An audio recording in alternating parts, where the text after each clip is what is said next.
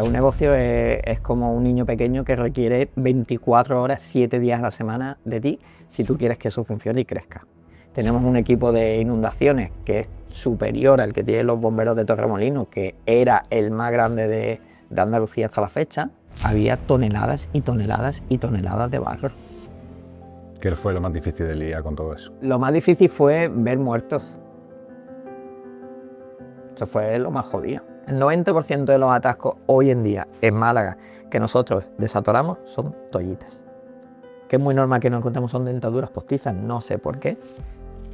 Se agacharán a mirar cuando van a tirar y se les cae. No lo sé. Muchísimas dentaduras postizas, muchas compresas, muchos tampones. En fin, la gente se cree que el bate es una papelera y no es una papelera. Bienvenidos y bienvenidas a un episodio más a Un Hueco en la Agenda. Gracias por estar aquí. Hoy, ya sabéis, como siempre, hacemos un hueco para darle espacio a la persona que hay detrás de cada gran marca y de cada gran empresa. Y bueno, y hoy nos ha visitado Antonio, donde nos cuenta su trayectoria montando una empresa de desatoro y nos va a comentar algo curioso sobre la Dana, donde él estuvo muy presente. Sí, y aquellos trabajos que hacen que normalmente no sabemos a quién acudir. Así que seguid aquí, seguid escuchándonos y bienvenidos a Un Hueco en la Agenda.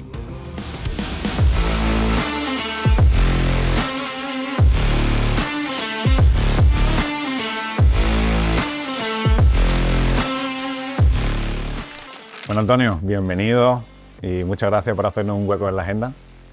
Muchas de nada. Cuéntanos un poco, para todos los que nos escuchan, como siempre empezamos de la misma manera, que como nos gusta a nosotros, Sí. ¿Quién es Antonio? Y que sabemos que es fundador de Desatoro Z, pero cuéntanos un poco, ¿quién es Antonio y cómo llegó allí? Pues Antonio, como bien has dicho, es el fundador y único socio de Desatoro Z. Y bueno, básicamente soy un hombre de mediana edad con una empresa mediana. Soy de aquí de Benalmádena y poco más. Bueno, aquí tenemos, no sé si una ventaja o no, que Antonio es amigo de la infancia, ¿no? Conocemos hace años. Me resulta raro llamarte Antonio, pero bueno. Pero bueno, seguiré llamándote Antonio, ¿no? Pero me resulta raro. Te has resumido de una forma muy corta, ¿no? Porque yo sé que eres mucho más o que has vivido mucho más.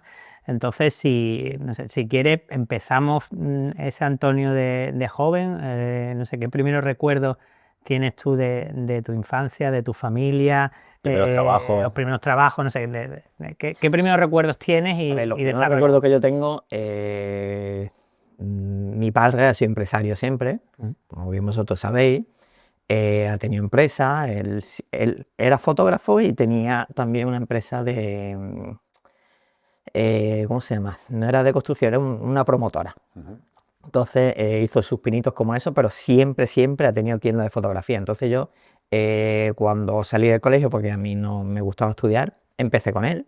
Estuve mucho tiempo trabajando con él, hasta que un día pues vi que eso no era lo que a mí me gustaba. Yo quería tener mi propia empresa y que nada tenía que ver con la fotografía. A mí siempre me han gustado los coches, las motos, todo lo que tuviese un motor. Entonces decidí enfocarme un poco en eso. Y como muchísima gente ahora ha empezado, y más en aquella época, pues en aquella época, esto tampoco es que hace tantísimo tiempo, ¿no? Somos jóvenes todavía. Pero yo empecé en el garaje de mis padres arreglándole el coche a los vecinos. Arreglándole el coche con los pocos conocimientos de mecánica que yo tenía en aquella época. Era un cambio de aceite, a lo mejor le lavaba el coche, y un vecino se lo decía a otro, y luego ya ese vecino pues se lo decía a un amigo, y empezaron a traerme coches al garaje de mis padres. Ahí empecé yo en el mundo de los negocios, entre comillas, ¿no? Entonces, poquito a poco fui adquiriendo un volumen de clientes que ya no los podía tener en el garaje de la casa de mis padres. Entonces, lo que hice fue buscar una nave. Busqué una nave que la encontramos aquí en el polígono, alquilamos la nave. Era una nave que era un semisótano, entonces no tenía licencia ni podía tener licencia. Entonces estuvimos con la persiana cerrada allí trabajando, haciendo trabajo sobre todo de 4x4. Empecé con las preparaciones de los 4x4, que me gustan mucho.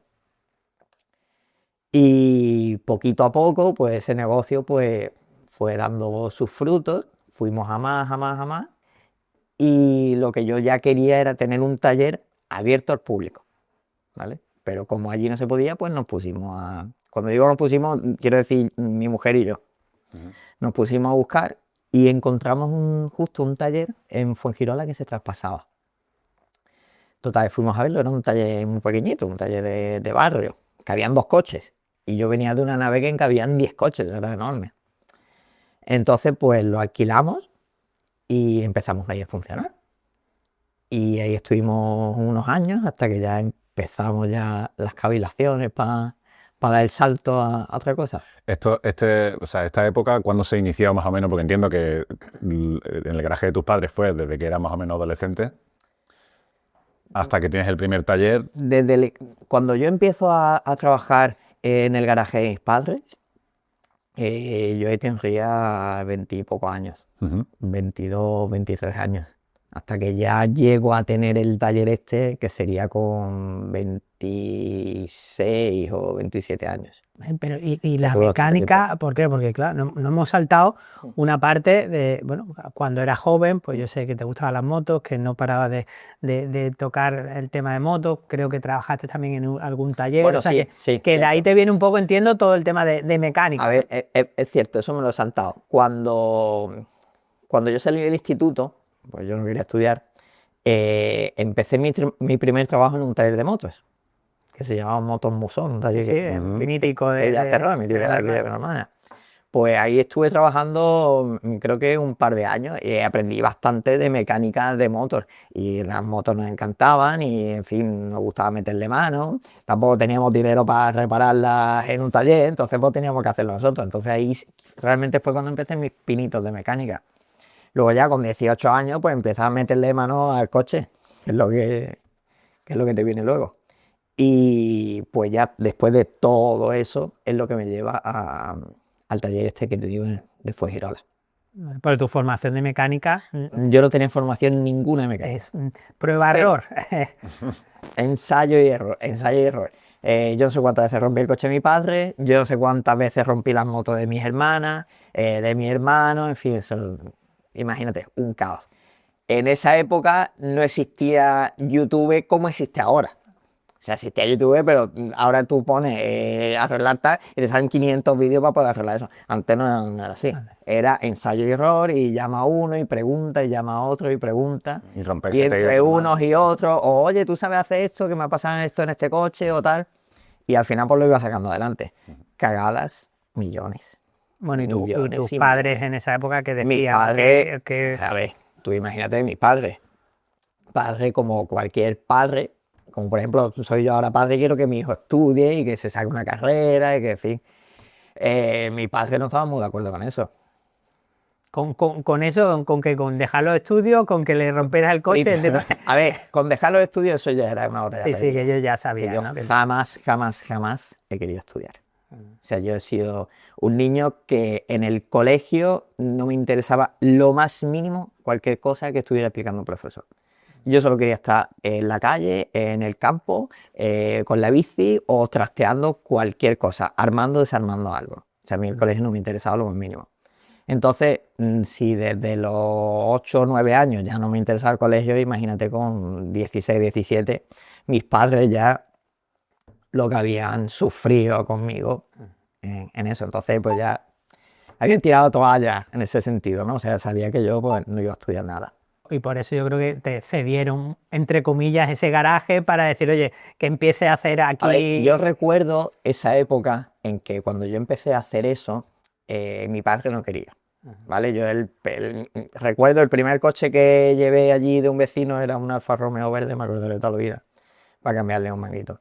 Cuando mi padre vio ese coche allí dentro, pues entró en cólera. O sea, ¿qué estás haciendo? ¿Esto qué es tuyo? ¿Qué está pasando aquí? Luego mi madre, pues como son las madres, pues intervino un poco, oye, mira, ¿qué tal? Y ya fue cuando realmente empecé ya con este tema. Empecé a arreglar el coche a uno, a otro, los vecinos veían. Recuerdo que este es un dato muy importante.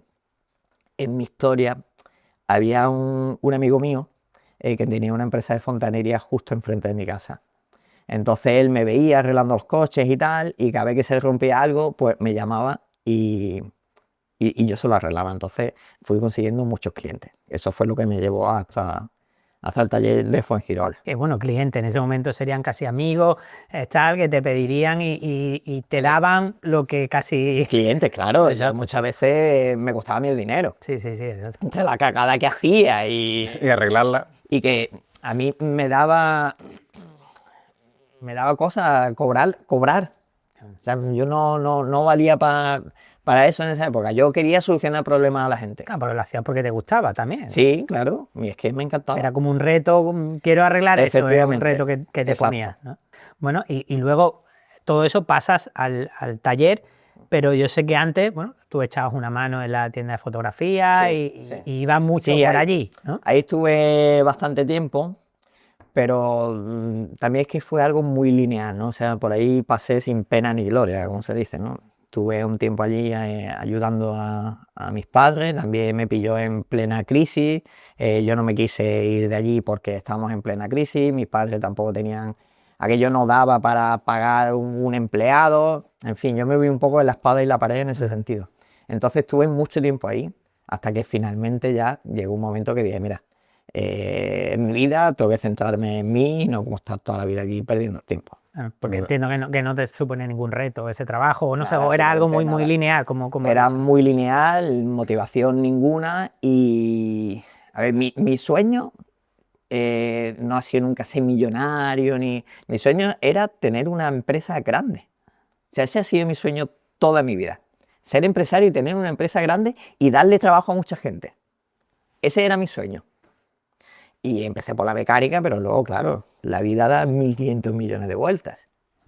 Bueno, y hablando, ahora que has hablado del negocio familiar y que estuviste allí un tiempo y demás, ¿qué es lo primero que aprendiste, digamos, de lo que es el concepto del trabajo en esos años, ¿no? Porque veías a tus padres que era el negocio familiar, porque ya no solamente tú, sino tus hermanas y demás. ¿Qué es lo primero que aprendiste, ¿no? O qué te llevas contigo de ese aprendizaje que hoy aplicas de lo que es el trabajo? Lo que aprendí y que he aprendido toda la vida al ver a mi padre trabajar de esa manera es que un negocio y un estilo de vida como el que nosotros llevábamos, nosotros queríamos, no se consigue solo con las horas libres. O sea, un negocio es como un niño pequeño que requiere 24 horas, 7 días a la semana de ti si tú quieres que eso funcione y crezca. Un negocio es muy sacrificado. Hasta el día de hoy, obviamente, que Hasta el lo día de hoy, extrapolas a tu empresa actual. Un negocio es como un bebé, que es que estás siempre pendiente de él. Si no, no vas a llegar nunca absolutamente a nada. Y esto ya aparte una curiosidad, ¿por qué tu padre se metió en el mundo de la fotografía? Pues me alegra que me hagas esa pregunta. No, es que nunca te lo he preguntado, pero no sé. Yo se lo pregunté hace bastante tiempo y tampoco me quedó muy claro. Tampoco me quedó muy claro.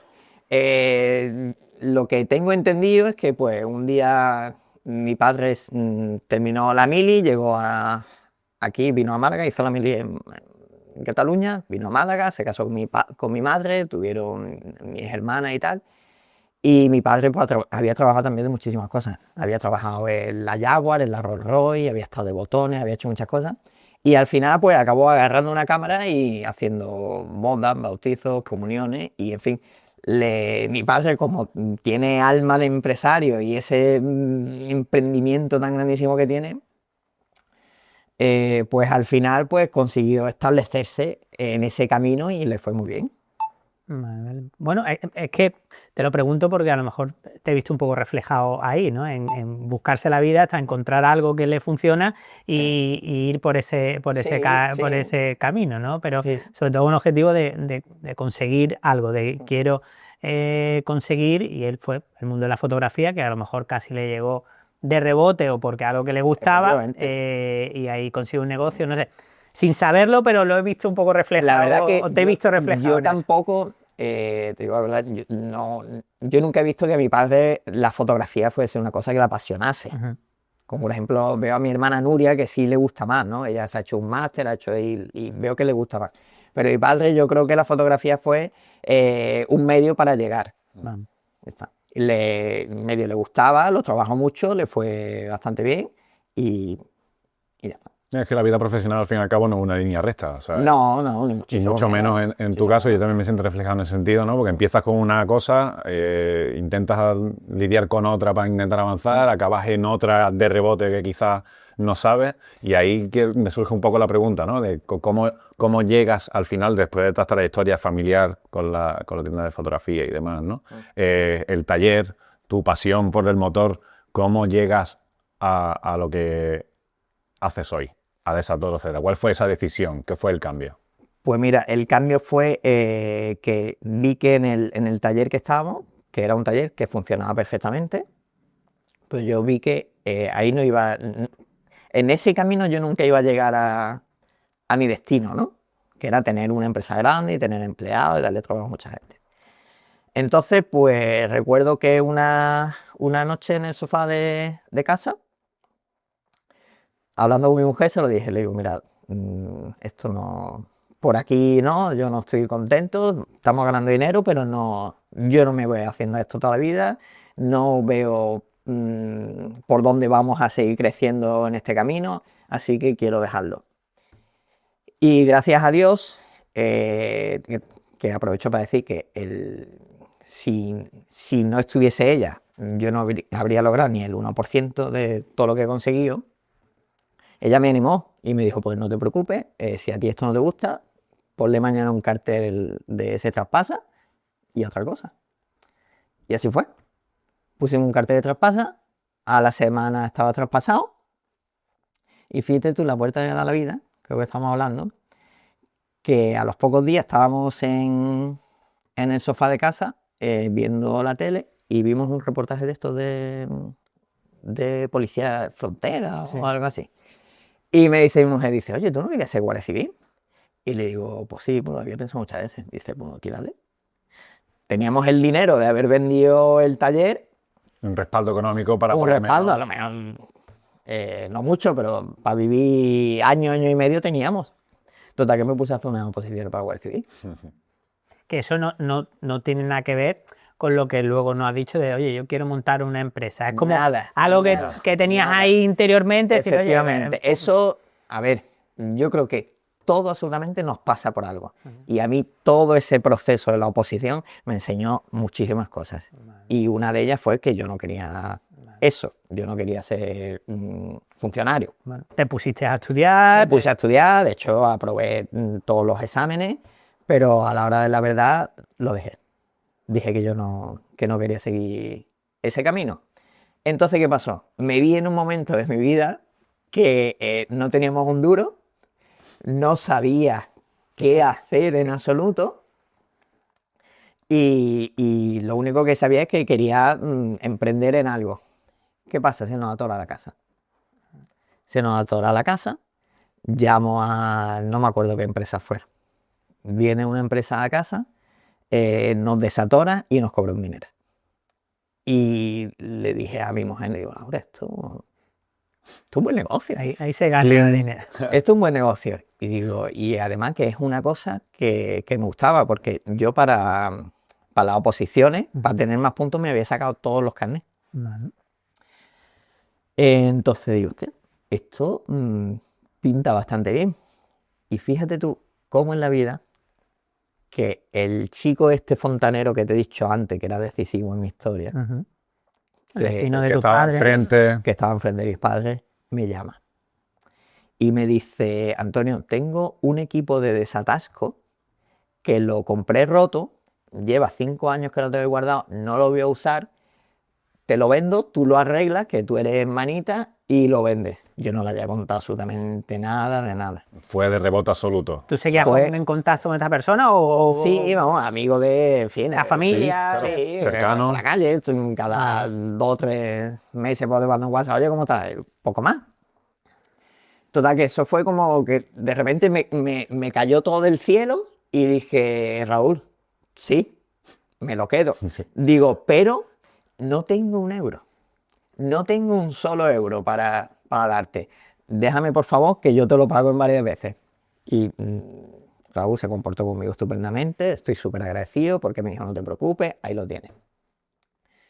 Cojo el equipo de Satoro, lo arreglo, pero claro, era un equipo de Satoro en un palé. Yo ni tenía camiones, ni tenía furgonetas, ni tenía nada, no tenía un euro. Fui a mi padre y le dije, papá, quiero hacer esto. Le dijo, tengo este proyecto, pero necesito financiación. Y mi padre me dijo, vale, yo te lo financio, pero claro, yo no te voy a comprar una furgoneta nueva, ni te voy a comprar un camión, ni te voy a comprar nada. Toma 1.000 euros y con estos 1.000 euros te compras la furgoneta más puerca que haya. Contentísimo, yo cogí los 1.000 euros y me dijo, en cuanto a eso, me lo tienes que, Claro. me lo tienes que ir devolviendo. Es poco a un poco. préstamo, no Es es un préstamo, exacto, no era un regalo. Así fue. Compré una furgoneta vieja, Granada, le puse un equipo de Satoro y empecé a funcionar. Y ahí ya fue, el comienzo fue, digamos, una línea curva hacia abajo y luego empezó hacia arriba. Cuéntanos esas primeras veces, ¿no? Por ejemplo, primero, obviamente, cogiste este kit de iniciación de Satoro, de este vecino tuyo, le metiste mano, obviamente, para arreglar aquello, lo montaste en la furgo y ¿cuál fue tu primer trabajo, Pues si mira, lo recuerdas? Sobre todo porque, no sé, yo a mí me llama alguien para decir, oye, tengo este problema, no sé qué experiencia tú tenías o no tenías, o si Ninguna. tenías nada, o sea Ninguna. ¿Qué pasa? Digo, yo no tengo experiencia aquí, no tengo conocimiento de esto, no sé cómo se hace, ¿qué debo hacer? Digo, pues muy fácil. Entro en una empresa de Satoro, aprendo bien el oficio y cuando sepa bien el oficio, sigo mi empresa. Y así fue. tenías el plus, que tenías el carnet de camión, Claro, entiendo, que eso es algo exacto. que necesitan muchas empresas. Eché currículo en todas las empresas de Satoro de Málaga y me cogieron de una. Estuve un año trabajando ahí y antes, ya no, cuando te hacían el segundo contrato, creo, o creo que ya sí todavía, tienen que hacerte fijo. Ujú. Total, me hicieron un par de contratos y al tercero pues me hacían fijo, me acuerdo, me llamaron, oye, mira que te vamos a hacer fijo y tal. Y yo le dije, pues te lo agradezco mucho, pero me voy. El día que me iban a hacer fijo. Entonces me fui, yo ya tenía mi furgoneta montada, yo ya tenía mi equipo, yo ya sabía desatorar perfectamente, yo ya conocía todo el mundillo del desatoro, pero tenía un problema. Y es que no tenía clientes ninguno. Tenía 0 clientes. ¿Qué hice? Pues el poco dinero que había podido ahorrar trabajando aquí, pues invertirlo. Invertirlo en más equipo, compré cámaras de inspección, compré herramientas para este trabajo. Y lo que hacía para que me salieran clientes, lo primero que hice fue rotular la furgoneta. En ese momento no se llamaba Desatoros Z ni se llamaba nada. Simplemente era una furgoneta blanca y ponía un cartel enorme Desatoros. Y en mi teléfono, ¿vale? Lo que hacía yo era pues pasearme con la furgoneta. Pasearme con la furgoneta, que todo el mundo viera la furgoneta. Y pues había gente que en un semáforo me paraba, oye, que me hace falta tal, y le daba una tarjeta. Muchísimas veces cogía, me paraba en cualquier sitio, abría la tapa de una arqueta y metía la goma. Y hacía como que estaba trabajando. Claro. Y algunos se acercaba, oye, que mira que necesito, que tal. Y poco a poco, pues ya. Auténtico marketing, ¿eh? Total. Sí. Marketing de guerrillas, casi. Estuve por desistir muchas veces, muchas veces, pues me veía que no tiraba, que no tenía clientes. ¿Y cuándo fue? Porque, claro, cuentas eso, pero supongo que lo recuerdas, no sé, el primer cliente que te llamó o la Me primera vez acuerdo- que sonó tu teléfono. Me acuerdo perfectamente. ¿Cómo fue eso? Porque yo en todas mis anteriores andanzas había usado mi teléfono personal siempre. Entonces yo cuando compré la furgoneta compré otra tarjeta, que fue la que le puse el número de teléfono a la furgoneta. Ese móvil no sonó nunca. No sonaba nunca. Y sonó una vez y era un amigo mío. ¿Vale? Entonces pues yo súper contento, cojo el teléfono, dígame tal. Dice, oye, que soy yo, tal. Vale. ¿Por qué me llamas aquí, no? Claro. Pero bueno, me hizo mucha ilusión. Claro. Fui, le hice el primer desatasco que hice y cobré el primer desatasco. O sea, me acordaré toda mi vida. Era yo solo y la furgoneta. Y a raíz de ahí, pues, como te he dicho, poco a poco fuimos cogiendo más clientes y avanzando en esto. El siguiente paso de Antonio, una vez ya que empezaste a ir rascando curros, porque al fin y al cabo es eso, ¿no? Dando vueltas con la furgo, intentando rascar más curros de ahí. ¿Cuál fue el siguiente paso que tú dijiste? Mira, porque antes te has comentado, ¿no? Que hubo primero como, obviamente, todo fue Claro, descendiendo y luego sí. en ese descenso, entiendo que el camino no fue sencillo, obviamente. ¿Cómo empezó a evolucionar de nuevo y cuándo te sentiste tú satisfecho, digamos, de decir, tío, está funcionando todo lo que llevo sufrido, está funcionando? Pues mira, empecé a invertir mucho en publicidad. Bueno, yo todo lo que iba ganando, absolutamente todo, bueno, hay otra parte que me he saltado y es que nosotros vivíamos en una casa de alquiler y dejamos el alquiler y nos fuimos a casa de mis padres para poder tener dinero para seguir tirando. Invirtiendo. Exacto, yo no tenía un sueldo fijo. Entonces yo hacía un desatoro y me compraba 4 metros de manguera. Hacía otro desatoro y compraba otros 5 metros de manguera. Y así fui hasta que fui teniendo un equipo. ¿Qué pasa? Llega un momento en que veo que tengo que invertir en publicidad. Empiezo a invertir en publicidad, pongo anuncios en Google y tal. Entonces mi empresa ya fue cuando empieza a despegar realmente. Ya fue cuando tengo volumen de trabajo como para contratar un empleado.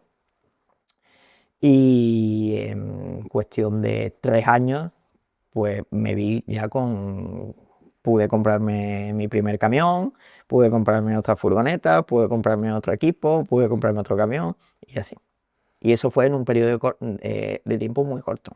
¿Cómo fue eso del primer empleado? Es una pregunta que no sé, mucho El primer autónomo empleado que cuesta mucho fue, ese sí, primer sí, empleado. ¿Cómo fue ¿Lo muy recuerdas? complicado porque, claro, el pan de esa familia depende de ti.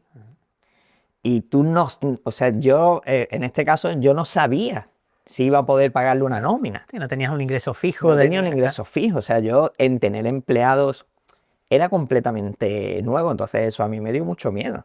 Porque, perdón, en todos los proyectos anteriores de taller eras tú solo, siempre has sido tú solo. He tenido a lo mejor algún ayudante, Vale. pero, o sea, a lo mejor un amigo, oye, vente, me echas 4 horas, pero poco más. O sea, alguien en nómina con su sueldo, con su...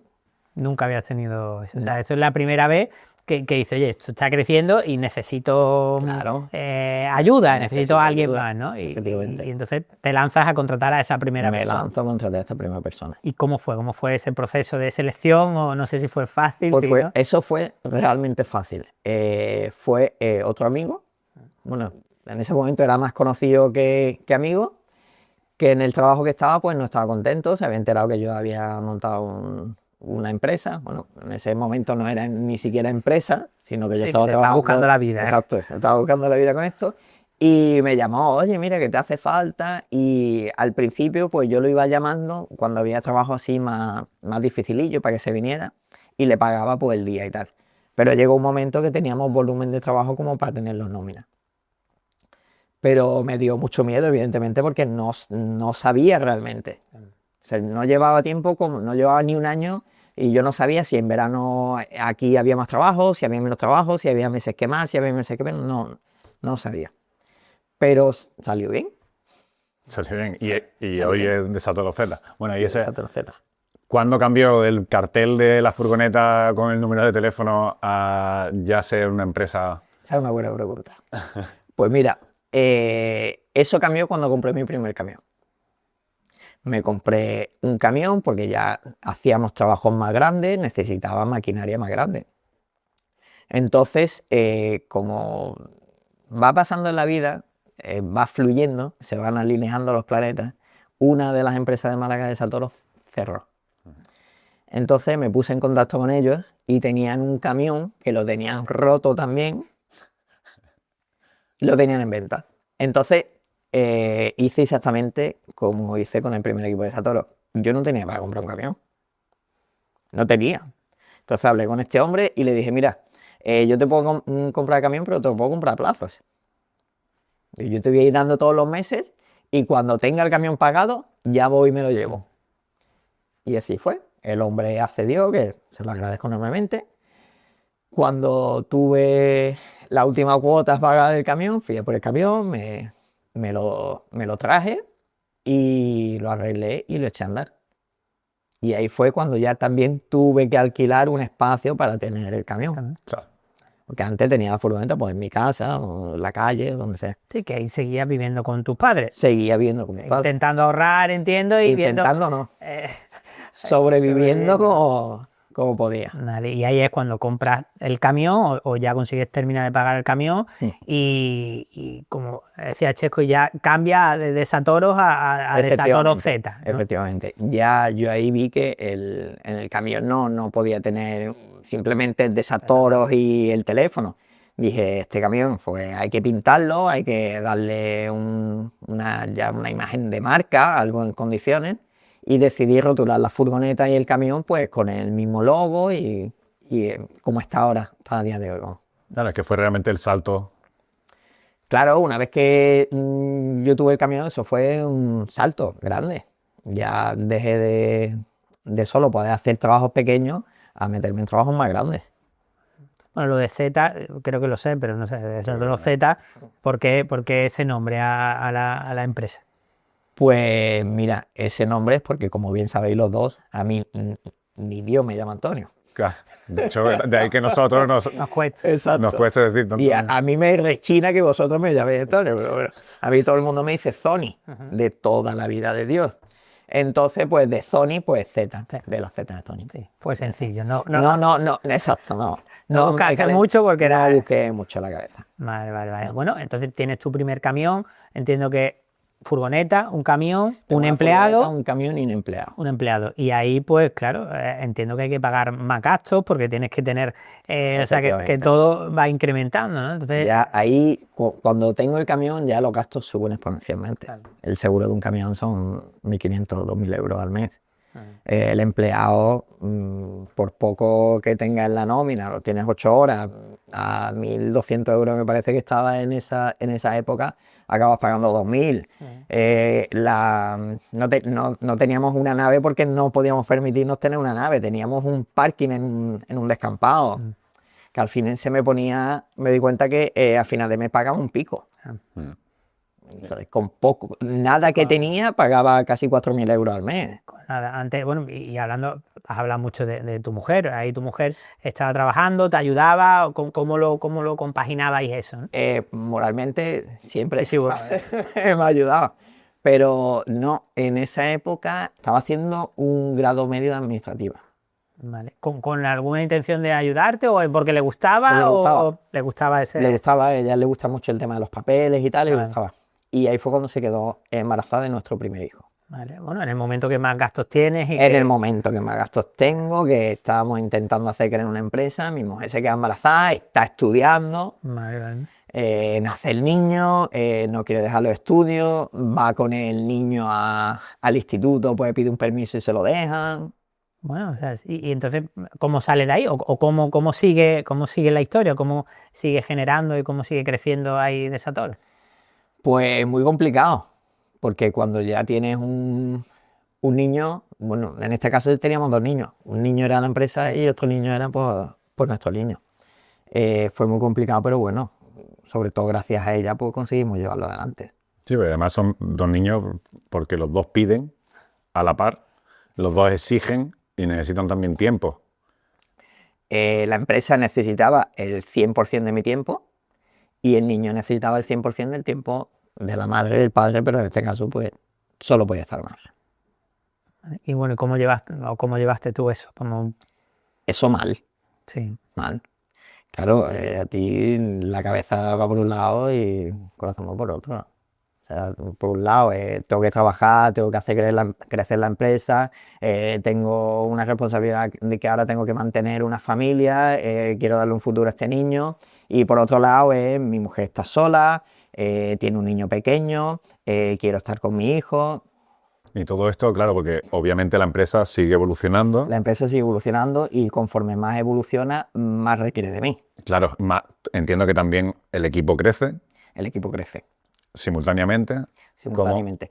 No sé si lo mejor o lo peor de esto es que la empresa crece en cuestión de 6 meses. Pasamos de tener una furgoneta y un camión y un empleado a tener 6 empleados, 3 furgonetas, 2 camiones, una nave, una oficina. Bueno, Entonces eso pasó en muy poco tiempo. Eso cuando todo coincide para algo, al final Efectivamente. tiene una razón de ser. Y esto, ¿cómo lo lleva Antonio Ozzoni? ¿Cómo lidia con todo esto? Sobre todo ya no solamente como padre, como empresario, sino a la hora de afrontar el trabajo con una empresa que realmente es nueva. Porque por mucho bagaje que tú tuvieses con la otra empresa y demás, tu experiencia, tú estás empezando a aprender a lidiar con un equipo, con una empresa, a empezar a ser CEO o a ser no solo fundador de un nombre, sino de llevar un equipo y gestionar todo eso. ¿Cómo lo lleva Ozzoni? ¿Qué mentalidad tiene que tener qué mentalidad tuvo para poder afrontar todo eso? A ver, a mí me costó mucho, sobre todo la gestión del equipo. ¿Vale? Hay una cosa que nunca se me ha dado bien, que ha sido delegar. Entonces yo siempre he querido estar en todos los proyectos, yo siempre he querido estar en todos los trabajos, yo siempre he querido estar encima de absolutamente todo. Y cuando tienes una empresa así, eso es imposible. Es imposible. Y es muy frustrante para mí no poder tener el control de todo. Es que hay que saber liderar y delegar. Efectivamente. De ambas maneras. Yo quería estar en la oficina, yo quería estar en la calle, yo quería estar con los clientes, yo quería hacerlo todo. Mi mujer en esa época terminó el grado medio de administración y se metió en el superior. Y cuando lo terminó, se vino a trabajar con nosotros. Y ella cogió las riendas de la oficina de Santoro Z. A ella sí supiste delegarle, ¿no? Sí. Bueno. Además que yo lo necesitaba. Supongo que te dio mucho pulmón ahí para poder continuar, el poder tener una persona de tanta confianza ayudándote en Eso fue en este crecimiento, ¿no? un antes y un después. Claro. O sea, de tirar yo solo del carro a ver a alguien más tirando conmigo. Y a día de hoy, de Santoro Z, ¿cómo es ese equipo? ¿Cuántos sois? Pues a día de hoy somos 7. Tenemos un camión más, tenemos 3 furgonetas, tenemos la nave, tenemos la oficina, tenemos equipos que muy pocas empresas tienen aquí en Málaga, que nos hemos especializado, por ejemplo, en inundaciones. Tenemos un equipo de inundaciones que es superior al que tienen los bomberos de Torremolinos, que era el más grande de Andalucía hasta la fecha. En fin, a mí me gusta mucho invertir en mi empresa y estar siempre a la última en tecnología. Eso es lo que más me gusta del trabajo en mi empresa. Y ahora que comentas un poco sobre el trabajo, ¿no? Que estás diciendo que el equipo que tienes, ¿cuál ha sido el mayor desafío que te has encontrado? Quizás no el mayor desafío, sino el trabajo complicado o algo que recuerdes con humor, algo que te haya marcado y que sea una historia a recordar en este trayecto de trabajos que has tenido que hacer, de servicios que has tenido que prestar. De servicios, te puedo contar infinidad de historias. Te imagínate que en este trabajo nosotros estamos en los bajos fondos, ¿no? Lo que nadie ve es lo que nosotros hacemos. Nos han pasado millones de cosas. Nuestro trabajo, nosotros trabajamos mano a mano con las cucarachas, con las ratas y con todo este tipo de cosas. Así que desde mordernos una rata, te has metido una arqueta y se te sube la cucaracha por el cuello para arriba. 1000 cosas. Hay cosas. Eso del día a día. Bueno, yo quiero recalcar, aunque ahora te preguntaré alguna curiosidad más, pero estuviste en Valencia, estuviste en la Dana y yo creo que es algo, bueno, que a lo mejor no, pero a recalcar, porque me acuerdo de algunas fotos que recibía directamente tuyas que me sorprendían bastante, pero bueno, ahí estuviste. Cuando pasó lo de la Dana, allí lo que se necesitaba eran dos cosas: excavadoras y camiones desatora. Allí no hacía falta nada más. Por la tele se veía que hacían falta mantas, hacían falta esto. Al final lo que realmente se hacía falta allí era limpiar aquello. Entonces llamé a un amigo mío que tiene una empresa de maquinaria aquí en Málaga y le dije: oye, Carlos, ¿nos vamos para Valencia? Y sin pensárselo un segundo me dijo: vámonos, esta noche. Y así fue. Mandé uno de los camiones allí a su nave, y de su nave salió un camión mío y una excavadora grande y una pequeña suya. Y para Valencia nos fuimos. Y te fuiste tú, el primero, quiero decir que Sí, me fui yo. Fuiste tú directamente, no sé si La llamaste a empresa, alguien de tu... nadie. La empresa se quedó funcionando, estaba mi mujer al mando, y yo me fui con mi amigo, nos fuimos allá a Valencia. Y estuvimos una semana, conseguimos que el consorcio de bomberos de Málaga nos diera alojamiento, haciendo llamadas, oye, uno a otro, mira que estoy aquí, que venimos a este. Nos dieron alojamiento y gasoil. Y estuvimos una semana allí trabajando. ¿Qué recuerdas de aquello? Porque bueno, ha pasado el tiempo, a algunos se le olvida, no podemos olvidarlo, pero no sé, porque tuvo que Pues ser mira, un caos. El cerebro tiene una cosa buena, que es que los recuerdos muy, muy negativos te los va borrando o te los va dejando como en la recámara, ¿no? Por eso de primera hora, cuando me ha dicho, no se me ha venido el tema de Valencia. Pero, en fin, llegas allí y aquello es como si te vas a un país en guerra. Está completamente arrasado todo. Un hedor a descomposición brutal. Y nosotros lo que hacíamos allí era vaciar garajes y vaciar el saneamiento, que estaba todo colapsado. Claro. Aquello, había toneladas y toneladas y toneladas de barro. ¿Qué fue lo más difícil de lidiar con todo eso? Lo más difícil, a ver, que tampoco sé si lo puedo decir, pues eso es un poco todo muy tabú. No. Bueno, pues Aquí es libre. Lo más difícil fue ver muertos. Eso fue lo más jodido. pues, imagino que muchas veces vosotros vais a realizar con lo que has dicho, ¿no? Un garaje, un subterráneo, un lo que sea, y os encontraríais pues, todo, incluido por lo que me estáis diciendo, cadáveres en este caso. Ten en cuenta que allí, o sea, nosotros veíamos las noticias en la tele, pero es como siempre, o sea, tú ves las noticias en la tele y luego de lo que se ve a la realidad difiere mucho. Entonces, es que en el garaje tal, ahí puede haber no sé cuántos muertos. Solo en las 4 calles que nosotros estuvimos limpiando, había garajes que tenían 5 plantas para abajo. Estaban llenos. Y cuando empezó a llover, la gente se fue corriendo a sacar esos coches. Había familias enteras ahogadas en los coches. O sea, bueno, pero punta. Y no pudieron hacer nada. Entonces, Sí, entiendo que fue un antes y un después esa situación para ti. en ese momento, Sobre todo emocional, supongo.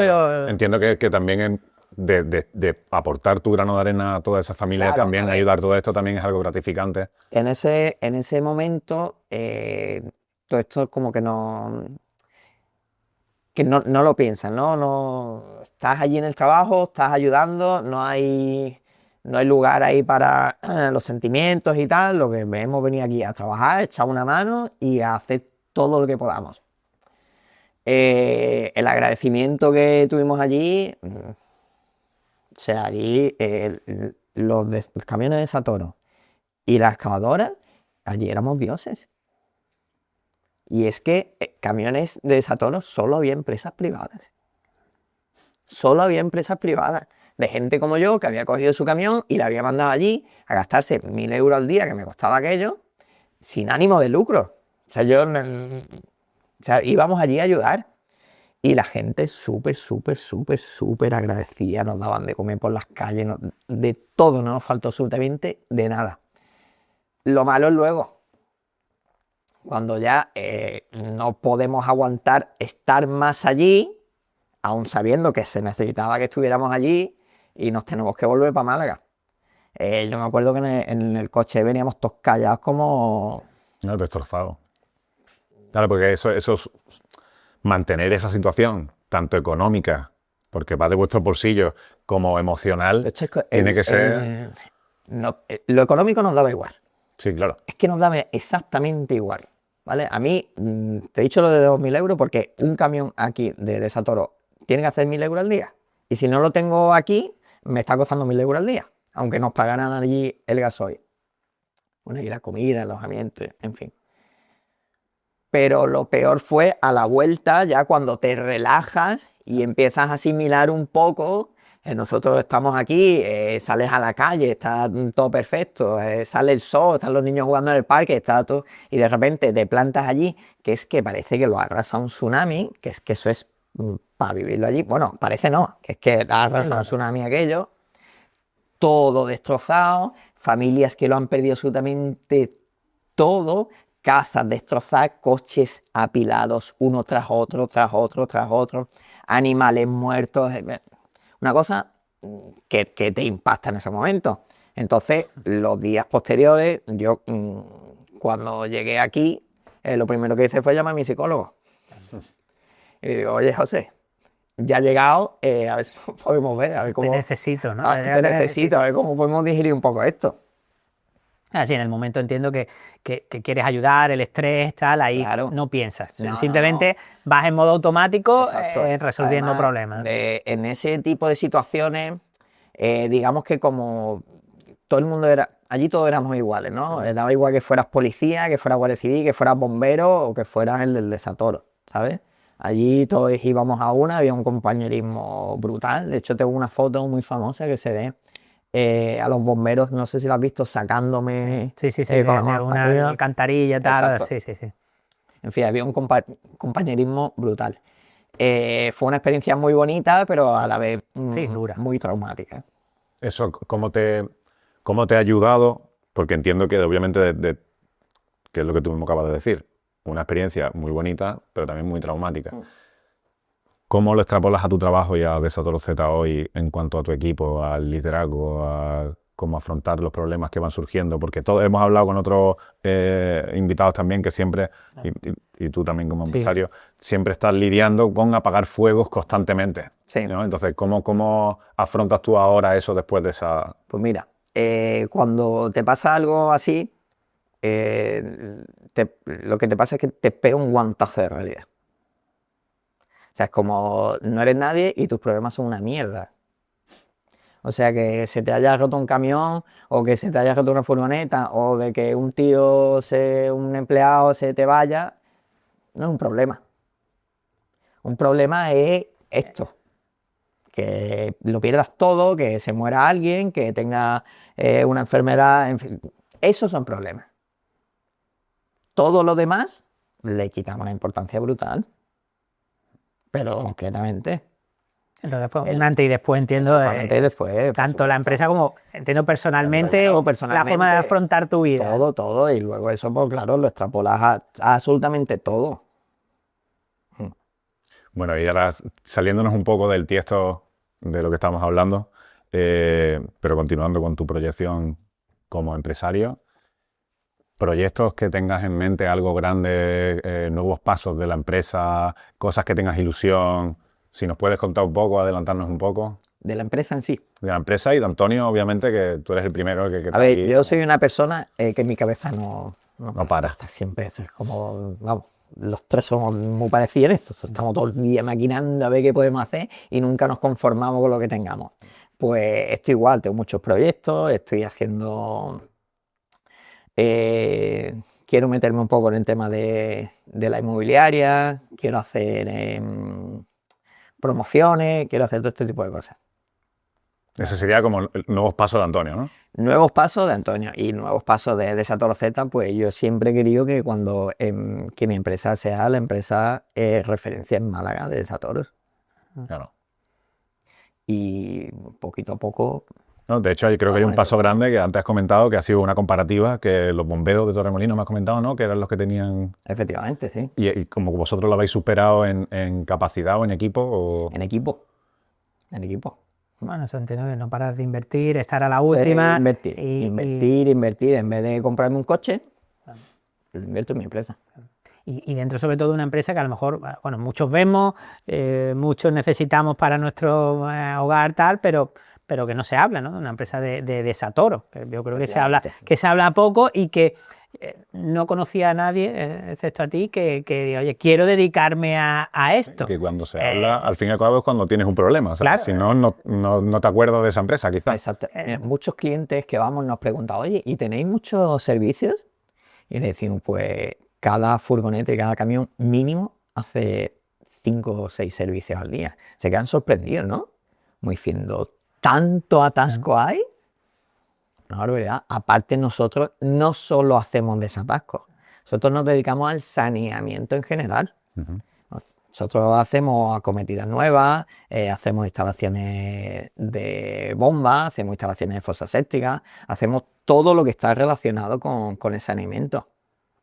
Eso es uno de los motivos por los que también mi empresa ha crecido más que otros. Claro, por el amplio gama de servicios a la hora de... Exacto, porque ofrecemos muchos más servicios que otras empresas. ¿Cuál ha sido el más difícil que te has encontrado? El proyecto de trabajo más difícil que nos hayamos encontrado, pues lo estamos haciendo ahora mismo. Sí. Justamente ahora mismo. Hay una barriada en Málaga que han hecho por los Prados, que hace 2 años hicieron el saneamiento entero, ¿vale? Y no le pusieron las tapas a las arquetas.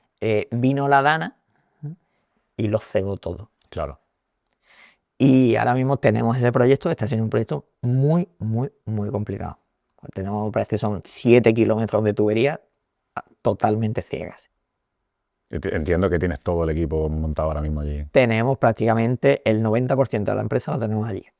Bueno, Antonio, aprovechando que estamos en las instalaciones de Segurisur, que damos las gracias, comentar, siempre preguntamos esto a nuestros invitados, ¿no? ¿Qué consejos que podrías dar en Segurisur, en este caso siempre de seguridad o instalaciones? En tu caso, consejos que puedas dar a todos los que nos escuchan que pueda ser aplicable en casa para evitar atascos. Sí. Pues mira, o para no evitarlos. A ver. Te voy a dar 2, ¿vale? Uno, no te fíes de Mercadona, ¿vale? ¿Por qué? Porque en Mercadona venden unas toallitas que ponen toallitas húmedas para VC. No se deshacen, ¿vale? Compra todas las que quieras, pero al final van a caer en la arqueta y se va atrás. No se deshacen. Y 2, esto es un problema que nos encontramos a menudo, es que se les atasca mucho las cocinas por los detergentes. Pues la gente sigue usando mucho detergente en polvo. Que lo usen líquido, ¿vale? Se va a atascar igual, pero va a tardar mucho más.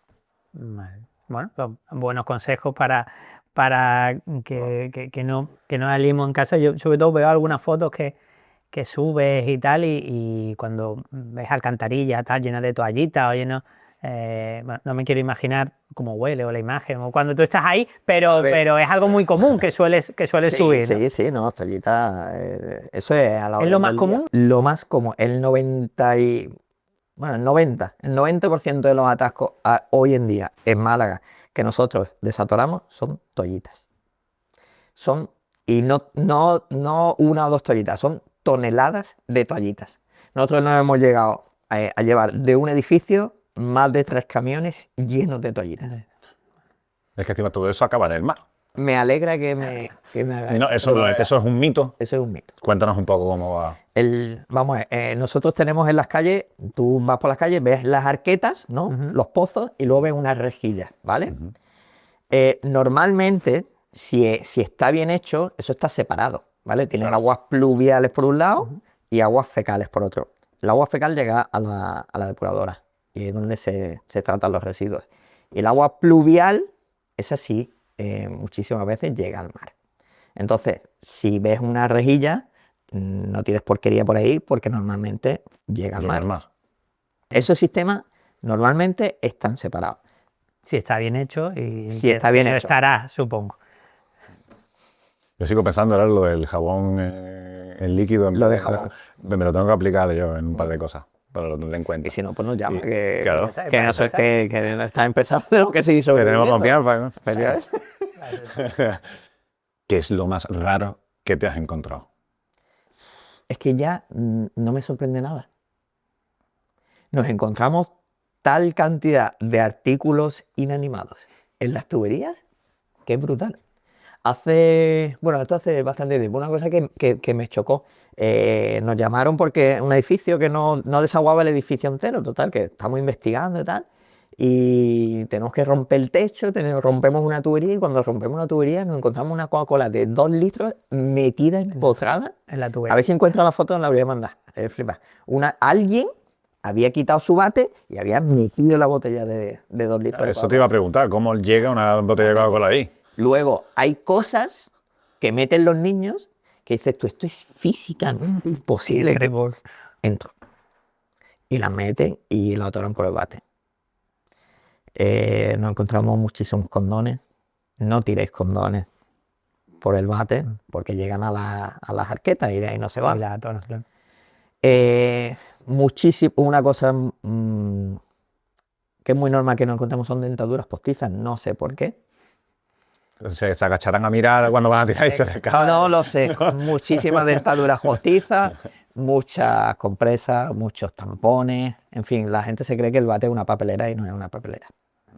Si vives en un décimo te da igual porque nunca se te va a atorar, pero el que viva en el bajo está pagando Las consecuencias de tu mal uso. Vale. Bueno, es curioso, es curioso. Bueno, hay una pregunta que ya estamos acabando, que nos gusta, esto está siendo grabado, y imagínate que, no sé, dentro de 10, 15, 20 años alguien ve este vídeo, tu hijo, no sé, alguien ve este vídeo y dice, mira, ahí está mi padre. ¿Qué le dirías o con qué crees que se debería quedar de ti? Pues se debería quedar de mí una de las frases que te he dicho al principio. Primero, si quieres algo, ese algo no lo vas a conseguir en tus ratos libres. Ese algo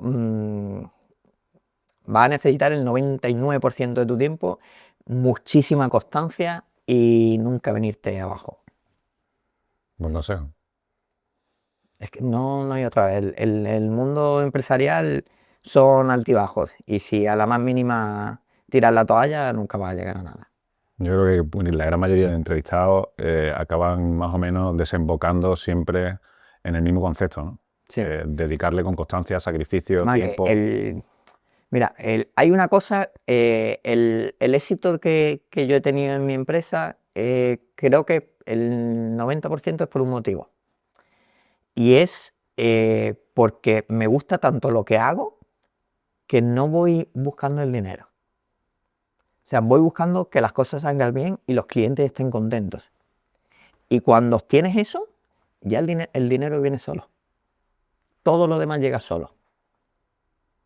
Pero si vas enfocado nada más que en hacerte rico, Estás perdido. has perdido completamente. Sí, al final, y quería también preguntarte eso, es convertir un poco tu negocio en tu hobby, ¿no? Ser parte de tu día a día, pero bueno, también tienes hobby.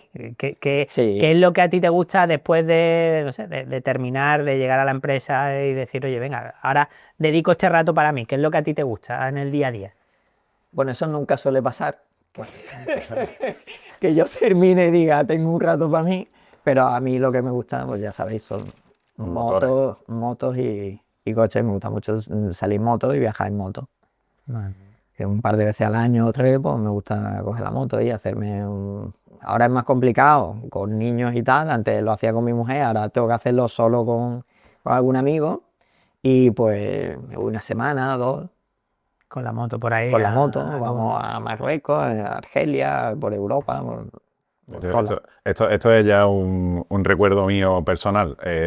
La primera vez que yo me monté en una moto fue contigo. Éramos menores de edad. Éramos menores de edad, delincuentes. Qué guay. Sí.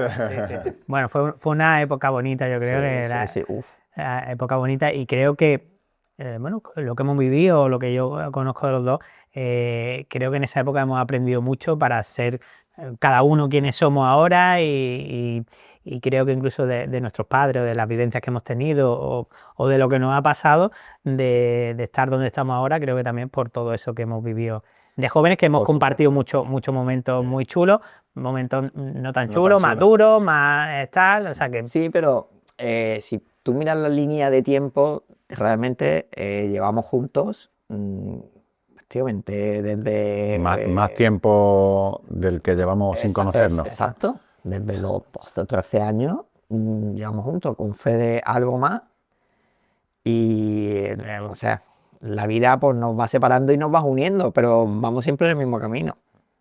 Y que siga siendo así.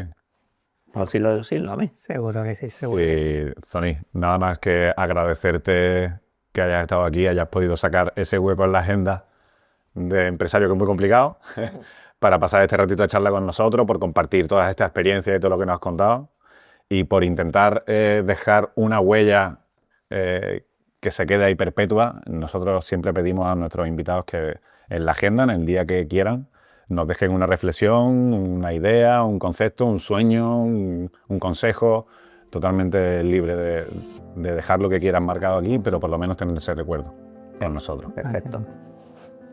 El día que yo quiera. El día que tuvieras, que creas que es un día importante para ti o un día Vamos, del mes que yo quiera, ¿verdad? del mes que tú quieras.